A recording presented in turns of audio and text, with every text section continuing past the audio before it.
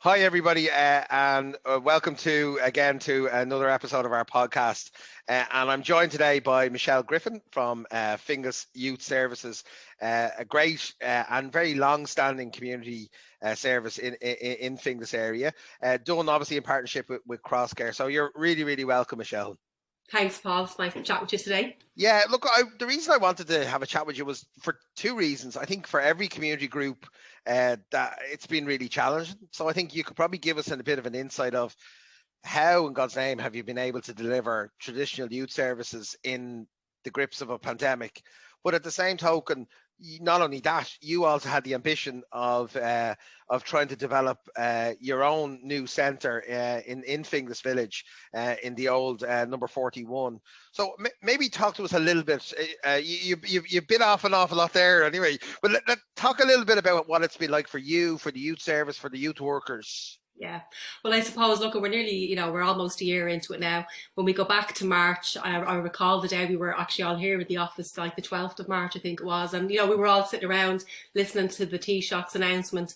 At that time, we actually had a number of students on placement from Holland with us, and they were only in the service about 2 weeks. So we all kind of sat eagerly around and we were like, wow, is this for real? Like the panic and the emotions, the shock, everything that kind of kicked in. And, we were obviously at that stage, we were told to close our doors in line with government restrictions. So that was the initial kind of days. And then from that, then, people started to figure things out. And there was more of a kind of, there was a roadmap, I suppose, put in place from the Department of Children and Youth Affairs. So that kind of took a few weeks to kind of, I suppose, take shape. And I suppose for people to kind of get a handle on what the work was going to look like. So like, before COVID, traditionally we'd an open door policy. We're right in the heart of the community, so we're surrounded by houses. We've, two schools at either end of the street. So we were an extremely busy service. And, once school was out, young people would come in straight after school. We'd have drop-ins with large numbers of young people, like 25 to 30 at any one time. And that would involve, obviously, food. So we'd do some cooking, or we'd provide a hot meal, like when the young people come in straight after school. So initially then, when we were trying to kind of look at, well, what can we provide within the guidelines? I suppose the first thing that they tried to do in like many parts of the country was to move the youth service online. So we kind of grappled with that, and we were like, how do we move youth services online, and how do we get engagement from young people in this area? And there was many issues with that. So, there's an assumption that young people have access to Wi-Fi. It's an assumption that they have a phone, a device, and all the rest of it. And so it didn't really work out. We had a small bit of engagement. What kind of did work was, some of the youth workers did like FIFA tournaments, in the evening time. So they were engaging with kind of some of the young people in that way. Yeah. But really, you cannot beat the face-to-face contact. So we kind of moved. Michelle, the young people coming into you, I suppose they're from all different walks of life. And so some would have real challenges going on in their own home. And some would, in many ways, see the youth service or the engagement you give them as a little bit of escape from some of the real difficulties in their life, and a little bit of mental respite almost. So that must have been strange for you guys to see that getting worse, but equally for you not be able to help. Yeah, you're dead right, Paul. So like we specifically we run two Garda youth diversion projects. So, we have some young people that come into our service that, have been at risk of being involved with crime, or may have been involved with kind of some petty crime. And so we do work with the most vulnerable young people in the community. We have a detached youth work team that work out on the streets, and they are working with young people that are falling between the cracks, not necessarily engaged in any other service, and they meet them where they're at on the street. A lot of people in the community will be familiar with the Den bus that goes around, and we have that mobile unit, which is fantastic. And people can come in, they can come onto the bus, it's converted, and they can have those chats with youth workers. So I suppose what happened for us, and one of the biggest challenge, and it still continues to be a big challenge, is that all of our young people were really, we deem at risk or quite vulnerable. And so from that pool of very vulnerable young people, we had to then prioritise again out of that list who is going to get the service, because our numbers within the guidelines have drastically decreased. So we're only allowed to have, like in level 5, a maximum of up to 6 young people, and that has to be only in a crisis situation or an emergency situation. Yeah. So basically, we're now back. What we're doing is we're doing. But even at level 5, Michelle, you are still engaging with those really Oh, vulnerable we young are people. open. Yeah, absolutely. So, like, we continue to take referrals from the Garda projects. We are doing street work. We're out there on the streets. We're following up with phone calls, and we're giving young people just that one-to-one space. So it's no longer the large groups and the large drop-ins. It's no longer the open door. It's kind of like, you know, we're making a specific appointment with a young person to come in for a particular reason. And does that make it difficult then, Michelle, to blend? Because I suppose, as you know, my background is sort of the way I got involved in politics was because I was involved in a local youth club. And sometimes I think youth work is also about giving people opportunity to mix with other people that aren't in the exactly same situation. So you might have somebody that has a lot of challenges with somebody that has less so, and that they are able to learn and peer support each other. It must be much harder to do peer support in limited numbers. Yeah, I suppose that's it's basically gone, and what you're doing is you're just supporting that one particular person with their complex issues, and it's probably more intense. So yeah, they're really missing out. Like, they're missing out on the socialising, they're missing out on the group work, and also, as you say, the learning that can be gained from being in a larger group, like, you know, the positive peer influence. So I suppose that's all kind of gone out the window at the moment, as is like our outdoor trips, you know. So, you know, from, like, you know, during summer, your usual summer projects, where you're taking, you know, people off to the Cavan Centre or residentials, or, you know, all the various activity centres, like that kind of didn't really happen, you know, or if it did, it was in really, really small numbers. So again, young people are losing out again because you're taking away those opportunities, like a new environment, new opportunity, a new experience. You know, that's what we're all about, is providing those experiences. So they're missing out again. And what we're finding is it's been weird, because initially in the first lockdown, the young people were still coming to the door. It was really, really hard, like constantly going out to the door and explaining to the young people, we can't let you in, it's the guidelines. And that just goes against everything you believe. Is to have a closed door to a young person must just be. I was standing outside the door, like I said, I'm really sorry, I'm so sorry, because like school has been pulled, their sport, if they were involved in sports, everything as they knew it was gone. And here we were, their only other support, standing at the door saying, sorry guys, you can't come in. They want to come in and have a game of pool. You're also very conscious. Some of the young people, they could be hungry, and, you know, and they're missing that kind of after school snack or whatever. And so really, really are mindful of all those things, and you're so delicately trying to say to them, like, you know, we want you to be able to come in. It's not us, it's the pandemic and so on. But it's really strange, because what has happened, certainly since Christmas, I suppose I would have kind of been worried reopening, you know, after Christmas, the fact that the schools weren't open, that we were going to have large groups of young people kind of knocking on the door because, you know, they're probably don't have anything else to do. So that's not happening, and it's actually really, really quiet. So I kind of think that people have taken the message on board a lot more seriously, because the numbers have been so high. Yeah. And that kind of worries me as well, because, you know, some families are probably taking it to the extreme, and, you know, some young people are not getting out of their houses whatsoever. So then the mental health impact. So we do have a mental health pandemic on the way, or we're in the middle of it also. I saw a report, I didn't read the report, but the title was like, are we basically, we have a whole generation now of young people with mental health issues in their bedrooms. And that is something that we're going to have to look at. And I think that's definitely an area like for heavy investment kind of in the future. Well, let's talk about that in a second. But I suppose one thing I'd like to delve a little bit into is, and often it's not discussed enough, I think, is the idea of food poverty, and how youth services are obviously a place where that can be addressed, but also where you can engage then about the other issues. Talk to us about the issue of food poverty long before COVID. Talk to us about what it looks like, and why it manifests itself in a world where we have so much food.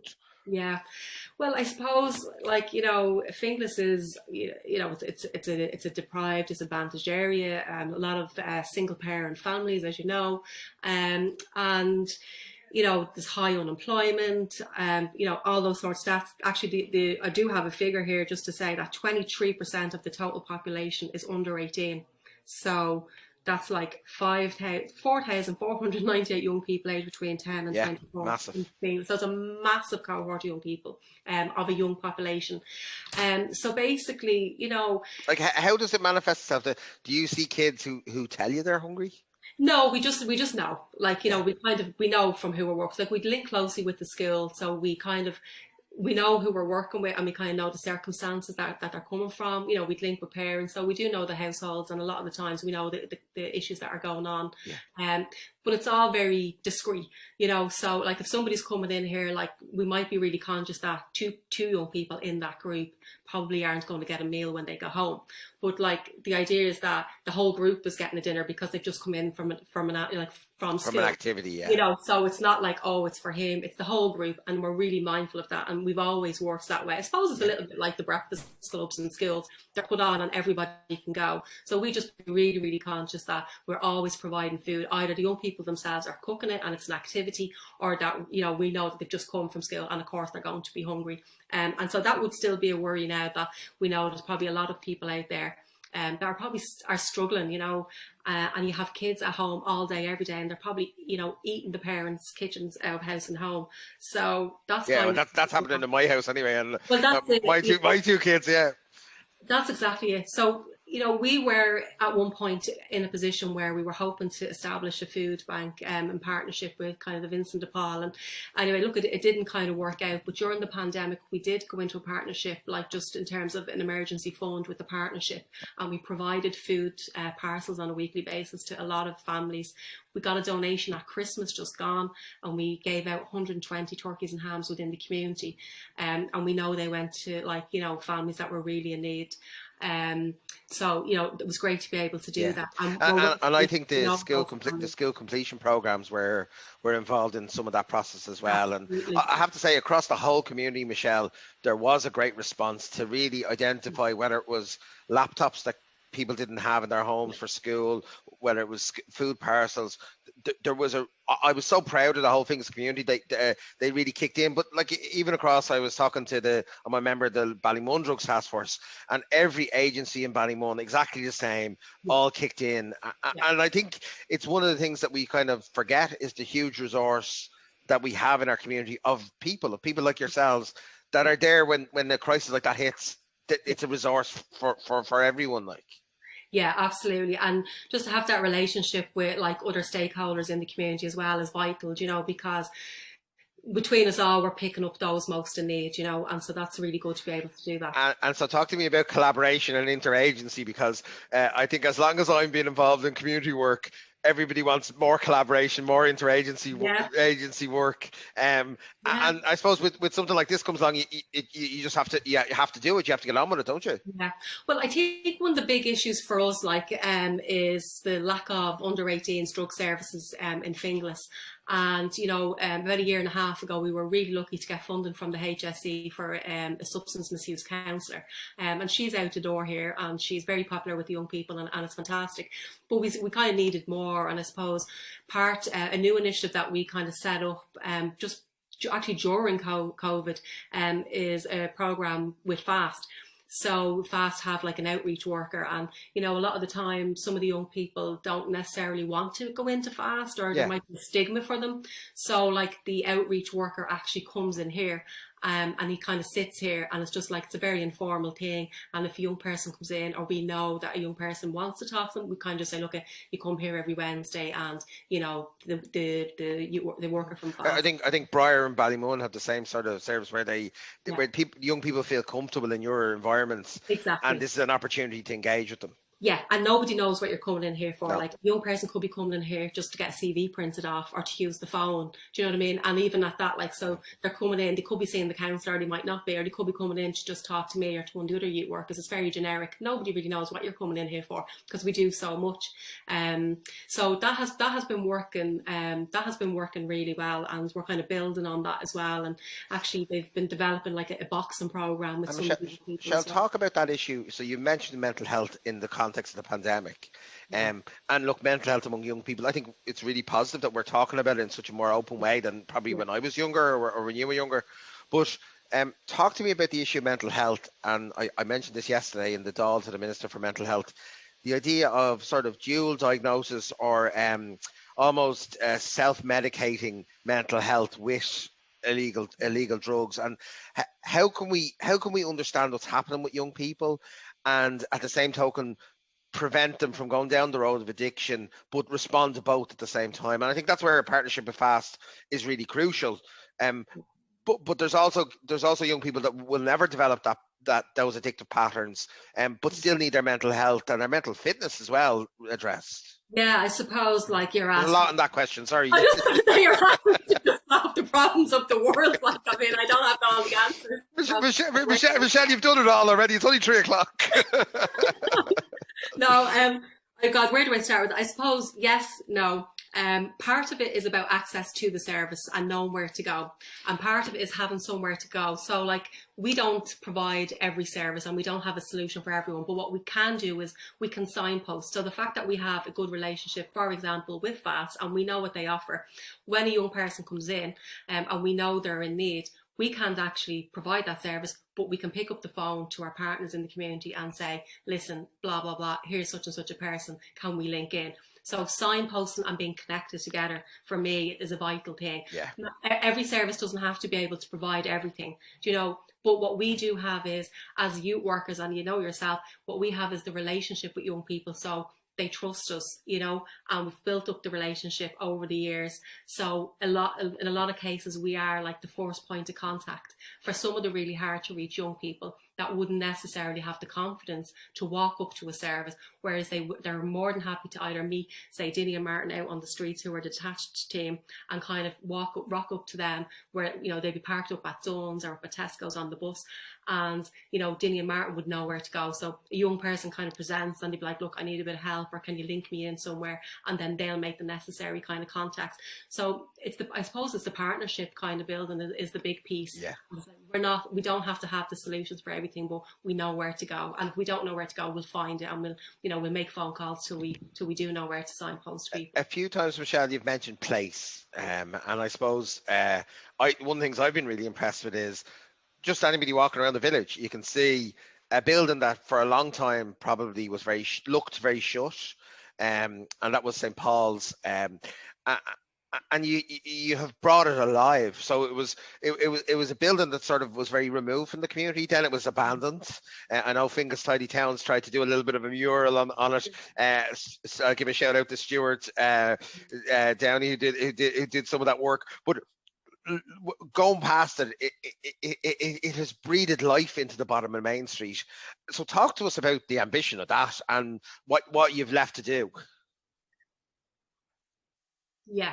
So, okay. So that premises is an Archdiocese premises, and as we're a cross care project, so it was back into the hands of the Archdiocese. So for me, it was a no-brainer. Basically, we had a project which is Effort. It's the Garda project for Finglas East, and we were operating out of the Teen Counselling building, which probably a lot of people don't even know where it is. And that was part of the problem. That's sort of around by the back at Permanent TSB. Exactly. And yeah, exactly. And then when you went in, it was upstairs. So no visibility, no real ownership by the young people of the space, because it was a shared space and whatever. So it wasn't ideal. And so for me, it was just a passion. I was like, that's a building we can access. Like, it's just a no-brainer. Look at the location. And so I was just, for me, it was just a priority that I wanted to renovate that building, and obviously I had to go and find funding, but I really wanted to I wanted the young people of Finglas East to have access to a service the same way young people can come in here to the den and walk in any time of the day. So I got supported from like CDYSB Capital Grant, ESB Generations Fund, the All Churches Fund, and the Gube Fund. So that building is going to have 27 million plaques for all the people that are different aspects of funding. I was going to say, you'll have to give me all their tags for Twitter to thank them. Like, yeah, I will, because I need to start plugging that, because I haven't thanked them properly yet. So look, we got a certain amount of money. I'm going to say I've spent approximately 70,000 euros to get it to where it needs to be. Wow. So what happened was, there was no windows. The whole building needed to be rewired, replumbed, everything. So we've knocked all the partitions down, opened it up, and I have to say, I think it looks amazing. Yeah. I think it's absolutely gorgeous from the outside. What have you done with the windows? Because were they there was no glass. Yeah. So there was board. So I kept the frames because they're original teak, and we actually just put in glass, and then I frosted it halfway up, just so you have that bit of privacy for the young people on the inside. Because obviously of COVID, we haven't had a formal launch or anything like that. But I know, you know, during the Christmas season, the lads that are working down there, like they opened it up and they had hot chocolate and cakes and biscuits and mince pies and all that. And there's been a lot of interest. There's been a really lot of positive feedback in the community. And I suppose the expectation from the community is also really high. And that kind of worries me because there's only 2 staff to run that building. So they can only... And it's not all finished yet, Michelle, either, is it? It's not finished. So because I say I got around 70,000 and that's all been spent on the downstairs. So that was like phase 1. And I had to just prioritise, look, do I want to have to do a whole building, or will I just do the bottom and do it well and open up and hopefully attract the rest of the funding? So that's my next phase for 2021. Is that my homework, is it? Yes, that's your home. Well, what we want to be able to do is upstairs there's 2 really, really large size rooms and also a potential office, which we will obviously need a little space, but most importantly, we want to create another counselling room upstairs. Brilliant. So that's, yeah, and again, we will link in with our partners like FAST and our own counsellor here who'll be able to spend like, you know, a day or week or whatever is needed. Michelle, can I just say how important I think that building is, and for lots of reasons. The centre, I remember the board for the Finglas Youth Resource Centre that's based beside the swimming pool, and of course it's for more general youth work for the wider Finglas community. But of course its location does often limit the young people that will come to it, and they'd say that themselves. Equally, the Den in Finglas South, you're just not going to get kids from Ballygall or from Benevan or from any of those areas to walk down, and it is about peer support, you know, and peer interaction. And so if they're able to interact with other people from their area, it's going to be easier to carry out the youth work. I think the building that you've opened up there has plugged a real hole in the provision. Now I accept as well, it's just one building. It's not the solution to everything. But I have to praise you for it, because you took what was an old building, it has improved the main street, and it'll give us a foothold, and that's all it is. But it gives us a foothold into the Finglas East community to tackle some of the issues that younger people are having there. And that, you might have heard at the East Finglas Safety Forum, there was a lot of issues around young people hanging around shops, or, you know, and in large numbers, maybe 20, 30 people. This is pre-COVID days. And some of that was just about a space not being there for them, you know. Exactly. And, you know, that is a real problem because, you know, I often hear people kind of complaining or feeling worried or scared about, you know, a group of like 2 or 3 young people hanging around. And you kind of have to remember and say to yourself, they're just kids and they're just hanging around. It doesn't necessarily mean they're there to cause harm or to hurt you or whatever. They just want to hang out with their friends and have somewhere to be. And that's why that space is so important, you know. And that's why we'll also, you know, we'd really be looking to, I suppose, recruit volunteers so that we can have it open as many nights of the week as possible. Because obviously, you know, the building can only fit so many, and with COVID restrictions, that's going to be reduced again. So the more people we can partner with, the more use that building will get. And I'm all for, you know, collaboration. And at the end of the day, you know, I may have renovated that building, but it's as far as I'm concerned, it's for the community, you know, and I am open to partnering with anybody just to ensure that that building is properly utilised. And I think we don't have a community centre in the village. And that's one of the issues. I think the new Finglas Library is going to be really positive as well, because that's hopefully going to have community space on the old Puss site. Michelle, as I say, thank you so much for joining us today. As I say, I think the one thing that we miss in all of this is how good young people have been in responding to this pandemic.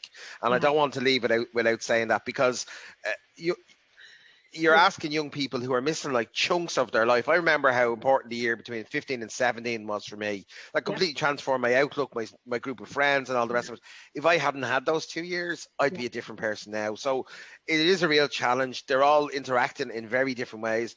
All the pressures around leaving cert and exams and school. And so I think everybody has had to, it's been challenging this pandemic, but I think younger people have taken probably the biggest hit.